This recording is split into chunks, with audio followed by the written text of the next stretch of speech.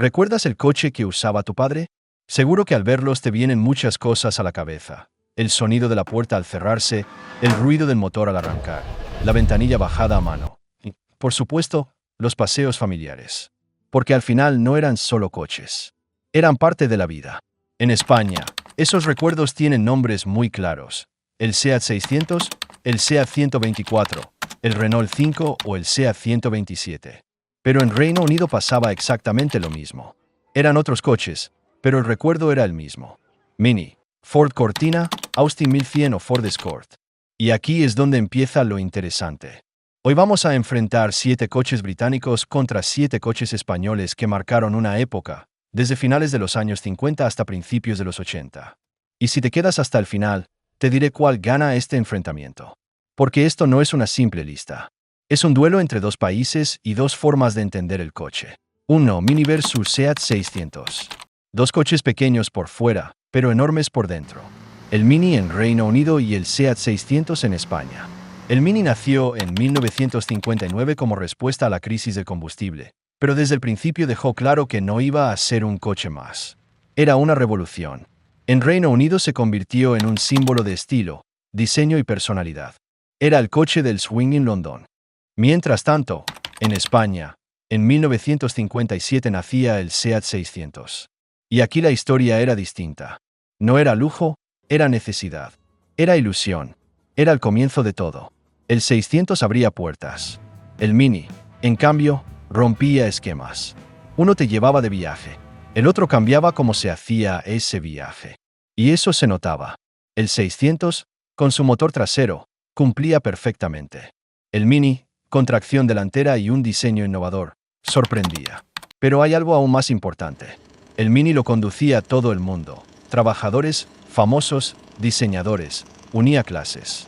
El 600 no hacía eso. El 600 era necesario. El Mini era brillante. Y aquí no hay empate posible. El punto es para Reino Unido.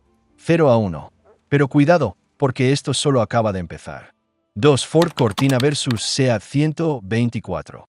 Si el primer duelo era empezar, este es crecer. El Ford Cortina en Reino Unido y el SEAT 124 en España. En 1962, Ford lanzó el Cortina y en muy poco tiempo se convirtió en el coche más vendido del país. Era cómodo, fiable, accesible, el coche del padre, del profesor, del vecino. El coche de todos.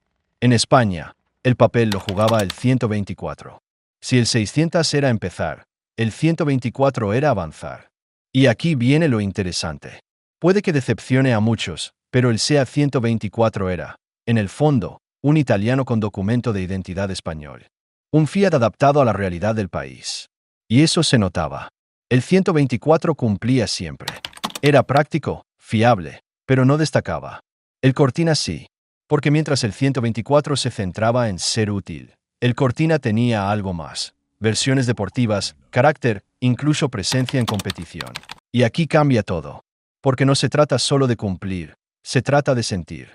El 124 era perfecto para vivir.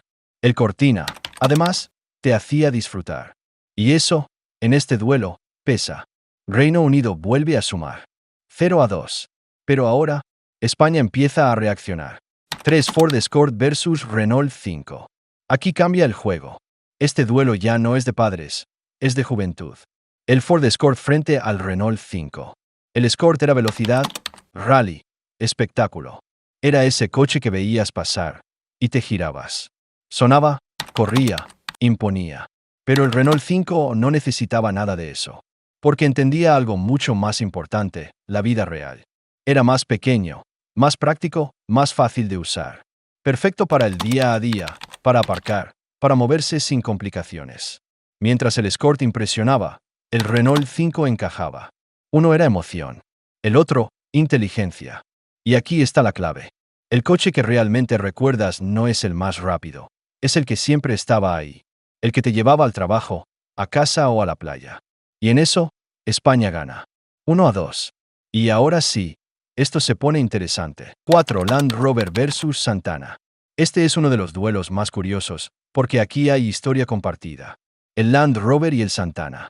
Porque sí, el Santana nace del Land Rover, pero evoluciona de otra forma. El Land Rover fue diseñado para conquistar el mundo. Desiertos, montañas, terrenos imposibles. Era una herramienta para explorar. Pero en España, esa idea se adaptó. El Santana no exploraba. Trabajaba. En el campo, en caminos de tierra, en zonas donde ni siquiera había carreteras. Mientras el Land Rover viajaba lejos, el Santana se quedaba y resistía. Era más simple, más directo, más duro. El Land Rover era aventura. El Santana, necesidad. Y aquí hay una verdad importante. El coche que sobrevive no siempre es el más avanzado, sino el que mejor aguanta. Y en eso, España juega muy bien. Empate. 2-2. Y ahora sí, todo se decide en lo que viene. 5 Austin 1100 versus SEAT 127. Y ahora, por fin, llegamos a un duelo completamente equilibrado. El Austin 1100 en Reino Unido y el SEAT 127 en España. Dos coches pensados para lo mismo, la ciudad, el día a día, la vida real. El Austin era práctico, espacioso para su tamaño y muy fácil de conducir. Un coche cómodo para moverse sin complicaciones. Pero el SEAT 127 tenía algo diferente. Era más ligero, más ágil, más vivo. Más fácil de llevar en calles estrechas, más rápido en reacciones. Uno buscaba comodidad, el otro, agilidad. Y en la ciudad, eso marca la diferencia. Aquí no gana el más grande, ni el más cómodo, gana el que mejor se mueve. Y en eso, España se lleva el punto.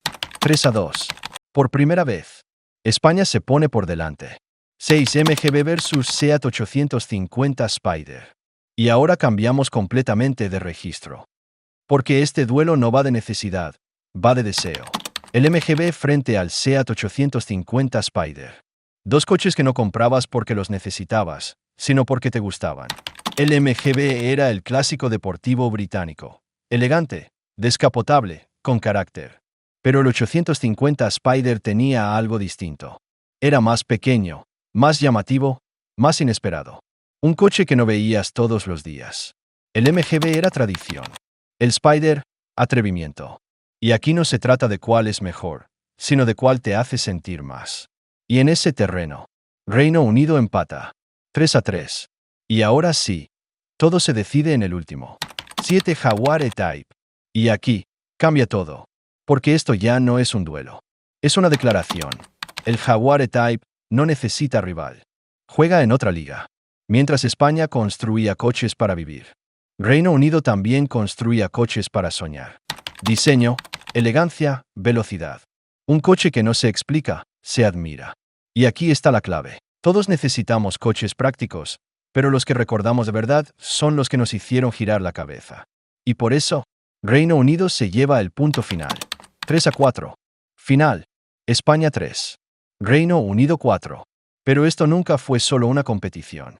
Fue una historia de dos países, dos caminos y dos formas de entender el coche. Una más práctica, más cercana, más real. La otra más atrevida, más emocional, más soñadora. Y ahora te toca a ti. ¿Con cuál te quedas? Te leo en comentarios. Y si te ha gustado este viaje, suscríbete, porque aún nos quedan muchas historias por descubrir.